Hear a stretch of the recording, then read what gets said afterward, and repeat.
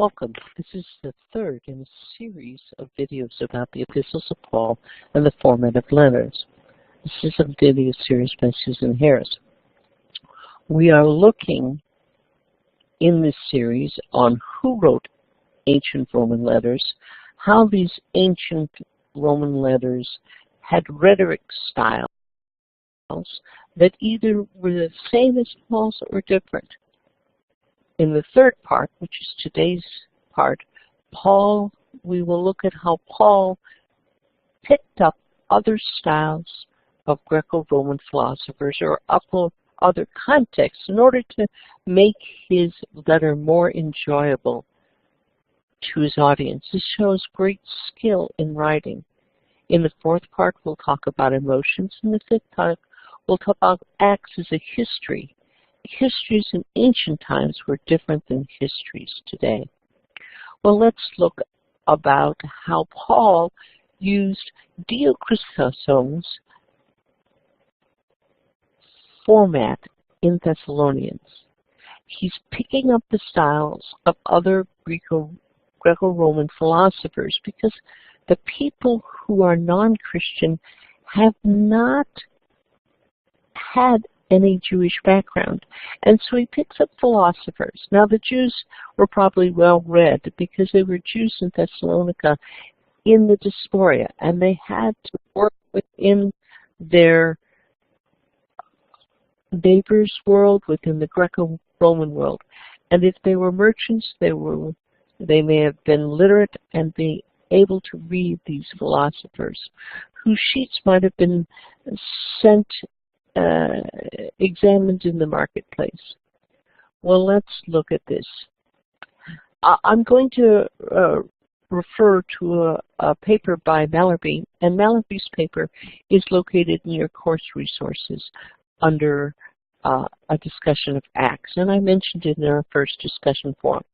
Mallarby claims that Paul utilizes language which that shows he's aware of Dio Chrysostom's discourse 32. It was a discourse to the folks in Alexandria, which classifies Cynic philosophers into four categories. This is unusual because Dio Chrysostom was a wandering Cynic philosopher. So he says there are four categories. Philosophers who do not appear in public. He feels these are useless. Anaphylaxis, because they refuse to enter the octagon of life. He talks about hucksters who deceive, planton ad planton, people with flattery, kolokolokalin, or thelopin, instead of speaking with the boldness of a true philosopher. These hucksters seek their own glory, doxa.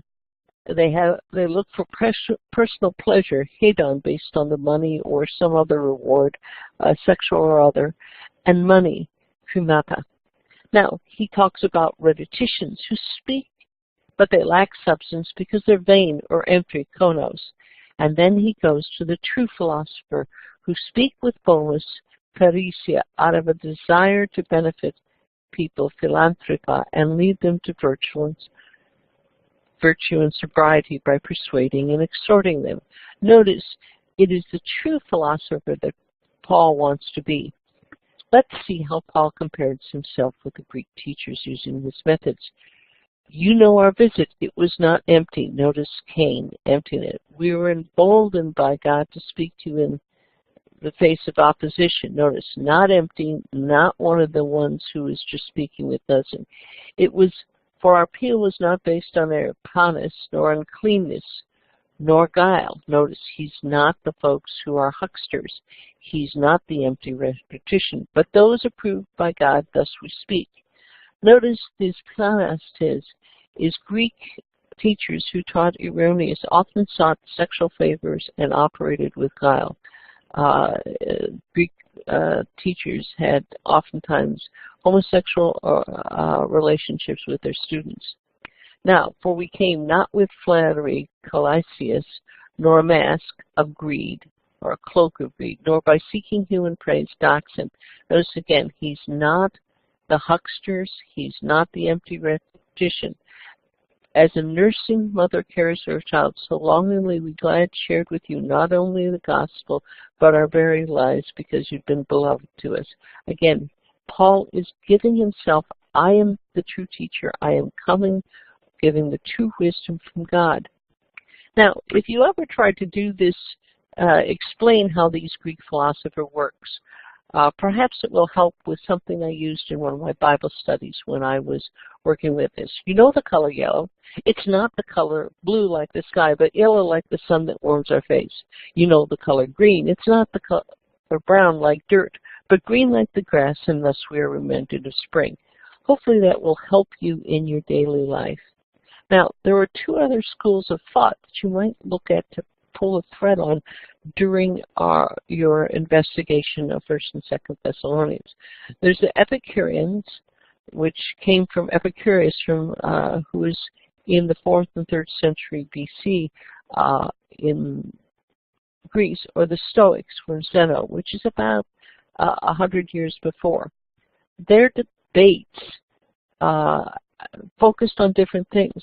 The Epicureans said reality is totally material. If that sounds like someone today, there are still Epicure debates.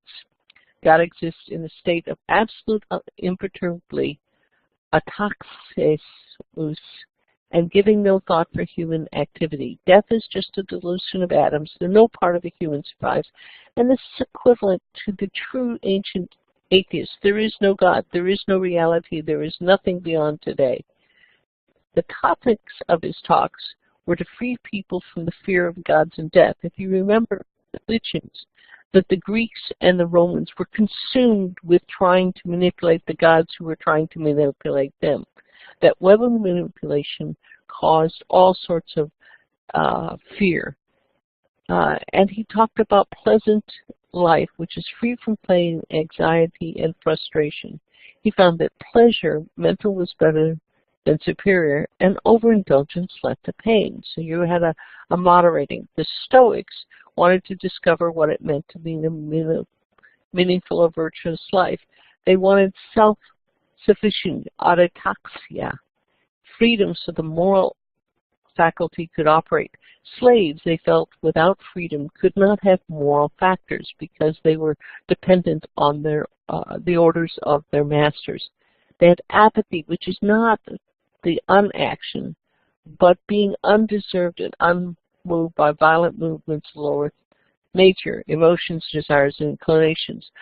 The Greeks had tremendous emotions that supposedly moved the gods, moved the humans, and they wanted freedom from that. Again, think of the fears and the discouragements that I discussed in the Roman religions and all the worrying after manipulating the god.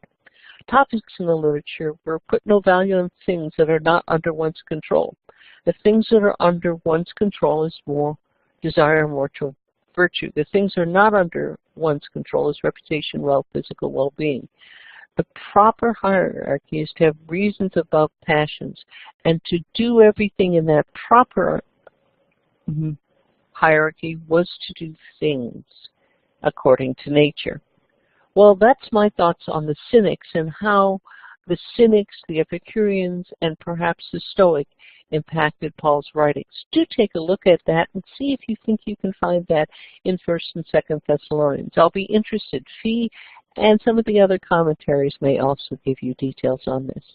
Thank you for listening to part 3 on Paul's epistles.